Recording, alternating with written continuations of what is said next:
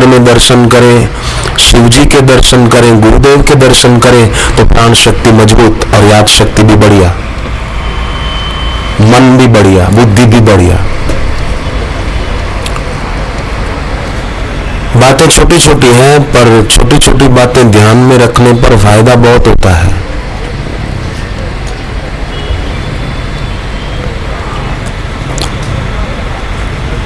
घर में सोते तो है ही, पर रोज वही की वही चादर बिस्तर पे बिछी हुई है और उसी पे सोते हैं तो याद शक्ति कमजोर रहती है और नींद में सपने भी आते हैं फालतू ज्यादा, नींद अच्छी नहीं आती। तो जिस बिस्तर पे सोते हैं वहां चादर रोज नहीं तो 2 दिन में बदल देनी चाहिए, तो नींद भी अच्छी आएगी, तमोगुण कम होगा, याद शक्ति बढ़िया होगी। रात को सोने से पहले जप करके मानसिक फिर सो जाए। लेट गए, समझो नींद नहीं आई, अभी लेटे हुए हैं, तो मन में जप चलता रहे, नहीं तो फिर फालतू बातें सोचते रहेंगे तो फालतू सपने आएंगे जो ठीक नहीं है। सुबह आंख खुल गई तो आलस के वश होकर पड़े ना रहे, फिर फालतू सपने आएंगे।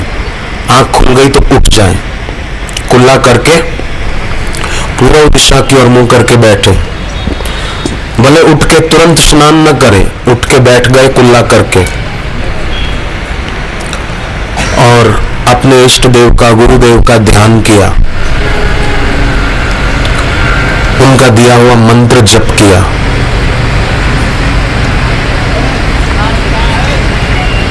मन न लगे तो धीमी गति से गहरा श्वास लिया और धीमी गति से छोड़ दिया।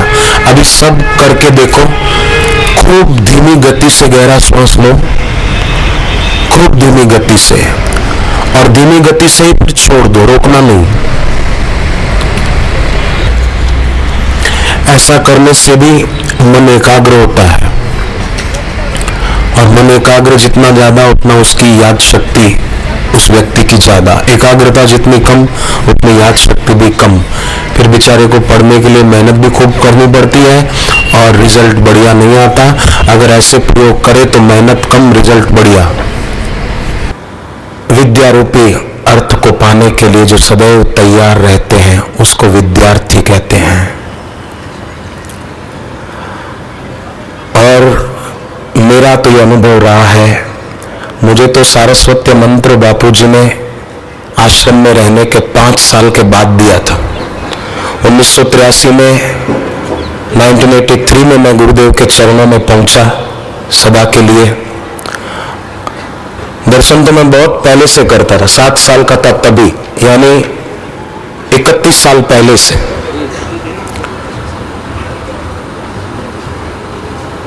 तो 83 के 5 साल के मानो 88 में मुझे बापूजी ने सारस्वत मंत्र दिया कि तू जप किया कर।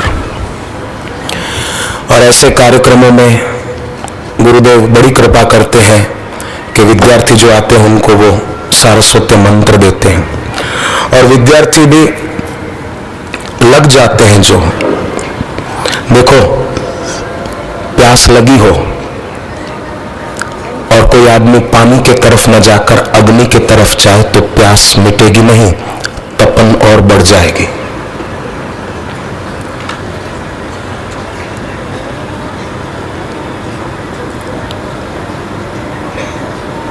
जरूरत है, प्यास लगी हो तो पानी की तरफ ही जाना, अंगारों की तरफ न जाना।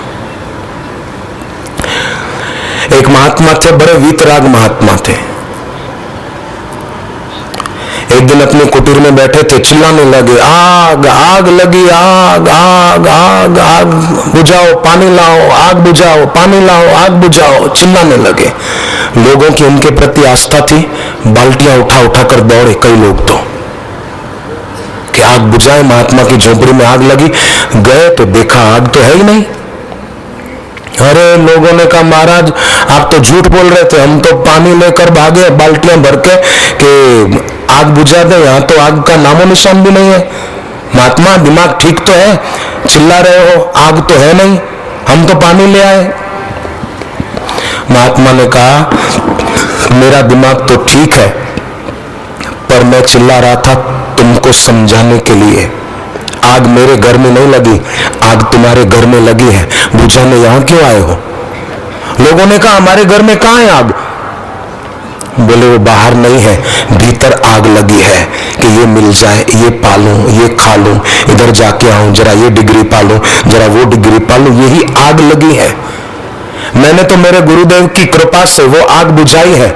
महात्मा ने कहा तुम भी उस भीतर लगी हुई महत्वाकांक्षा की आग को बुझाना।